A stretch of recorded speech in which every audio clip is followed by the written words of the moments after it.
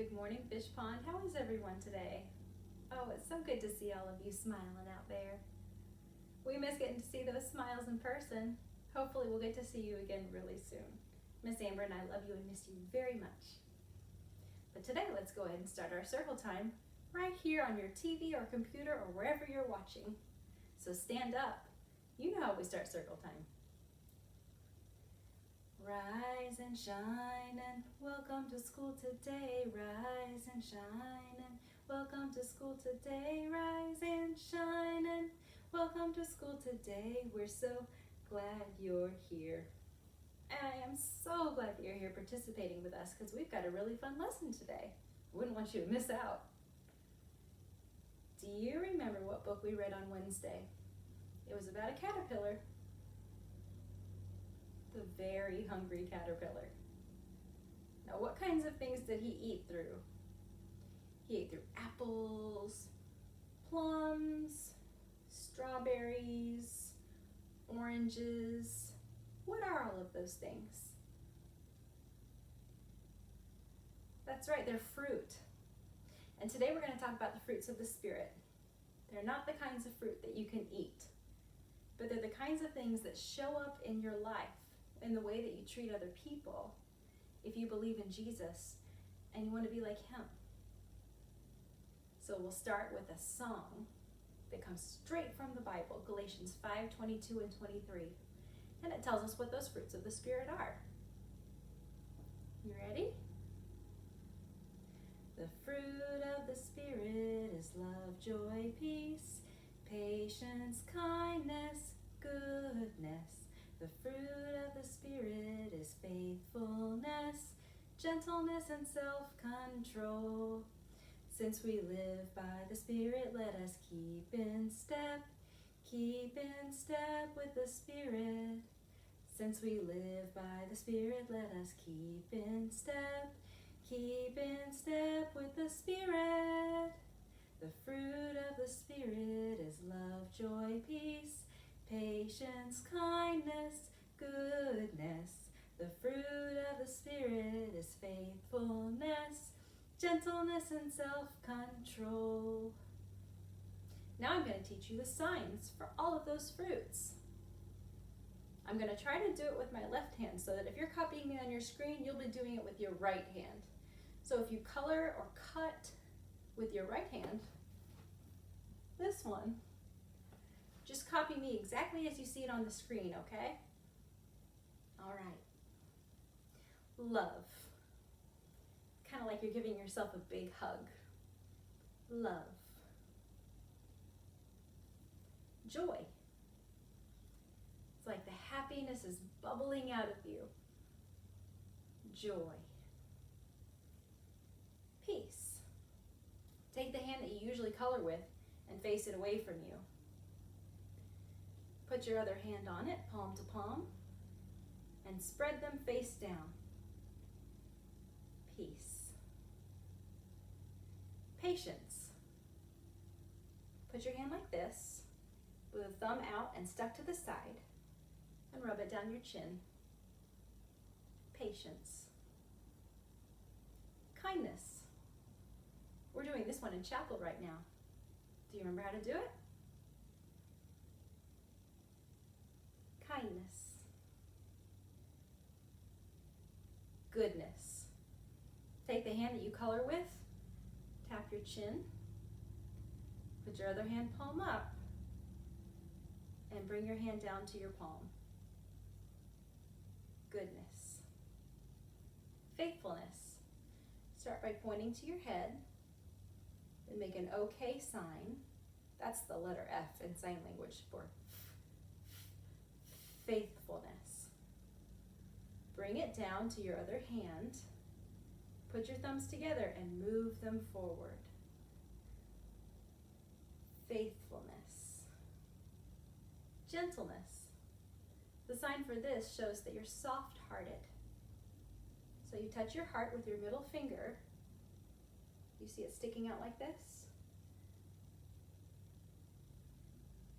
And then pull down like you're pulling on something and bringing it down.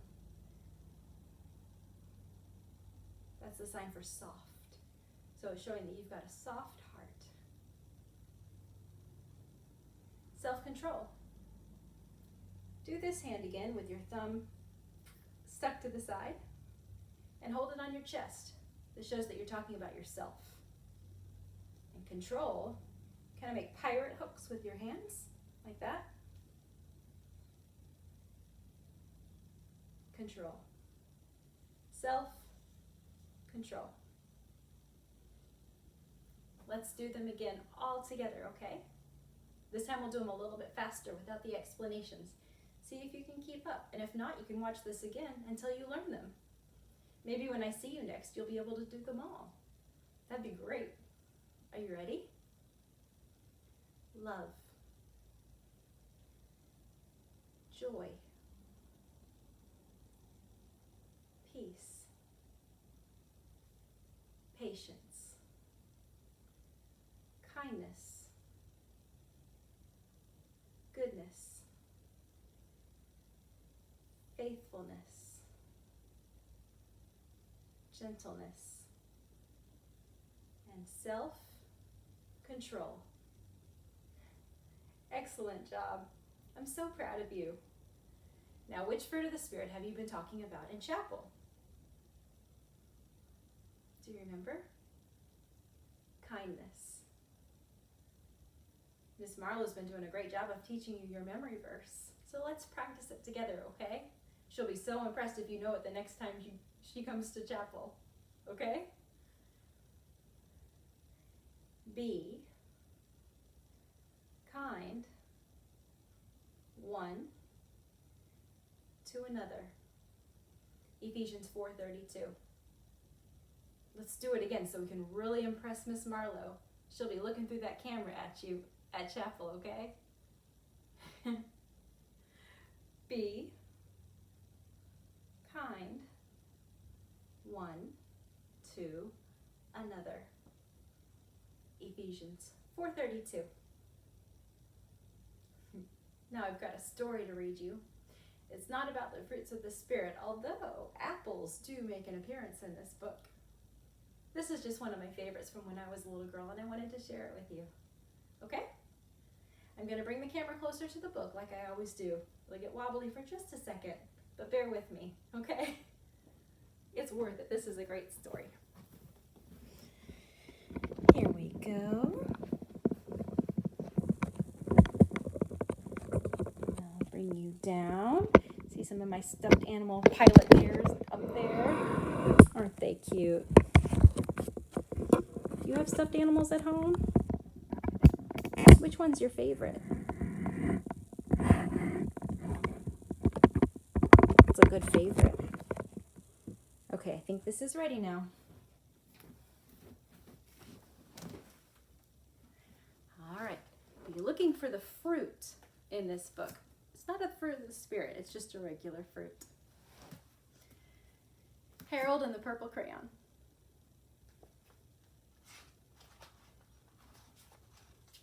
By Crockett Johnson. One evening, after thinking it over for some time, Harold decided to go for a walk in the moonlight. There wasn't any moon, and Harold needed a moon for a walk in the moonlight. And he needed something to walk on. He made a long straight path so he wouldn't get lost. And he set off on his walk, taking his big purple crayon with him. But he didn't seem to be getting anywhere on the long straight path. So he left the path for a shortcut across the field, and the moon went with him. The shortcut led right to where Harold thought a forest ought to be. He didn't want to get lost in the woods, so he made a very small forest with just one tree. It turned out to be an apple tree.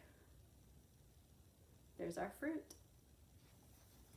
The apples would be very tasty, Harold thought, when they got red. So he put a frightening dragon under the tree to guard the apples. It was a terribly frightening dragon. frightened Harold. He backed away. His hand holding the purple crayon shook. Suddenly he realized what was happening, but by then Harold was over his head in an ocean.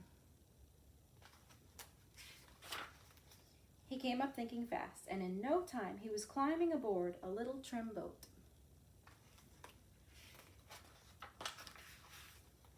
He quickly set sail, and the moon sailed along with him.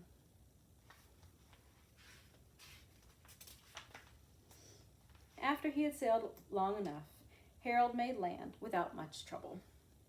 He stepped ashore on the beach, wondering where he was. The sandy beach reminded Harold of picnics, and the thought of picnics made him hungry.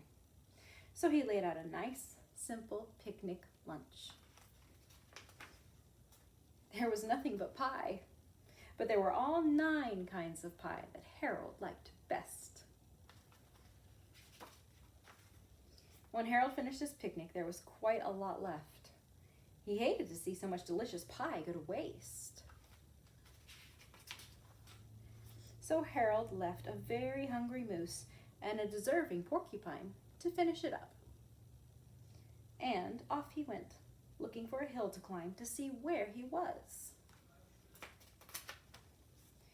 Harold knew that the higher up he went, the farther he could see, so he decided to make the hill into a mountain. If he went high enough, he thought, he could see the window of his bedroom. He was tired and he felt he ought to be getting to bed. He hoped he could see his bedroom window from the top of the mountain. But as he looked down over the other side, he slipped. And there wasn't any other side of the mountain. He was falling in thin air. But luckily he kept his wits and his purple crayon. He made a balloon and he grabbed onto it. And he made a basket under the balloon big enough to stand in.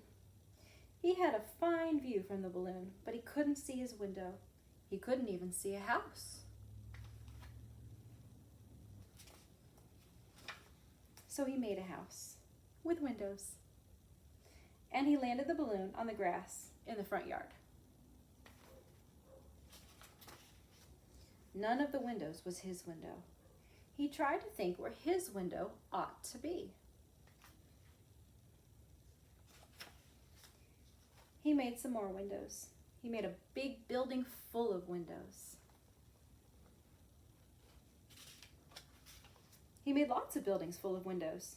He made a whole city full of windows. But none of the windows was his window. He couldn't think where it ought to be. He decided to ask a policeman. The policeman pointed the way Harold was going anyway, but Harold thanked him.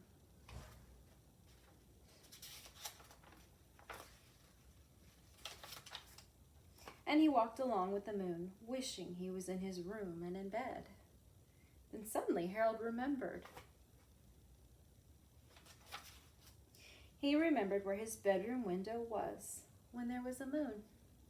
It was always right around the moon. And then Harold made his bed. He got in it and he drew up the covers. The purple crayon dropped on the floor and Harold dropped off to sleep. Thank you for sharing that story with me, friends. I look forward to seeing you next week. Come back and check out our videos and activities, okay? You've been doing a wonderful job with them. I'm so proud of your hard work. And I'm so excited to get to see you through the TV or your computer screen. We can still be together even though we can't be together in our classroom. And that's pretty cool. Let's go ahead and say a closing prayer, okay? One hand up, other hand up. Put them together and bring them down. Dear God, thank you for all of my friends. Please keep them safe and healthy, and their families too. Help us to have a great weekend and more fun again learning about you next week. We love you, Lord. Amen. Bye, friends. See you next week.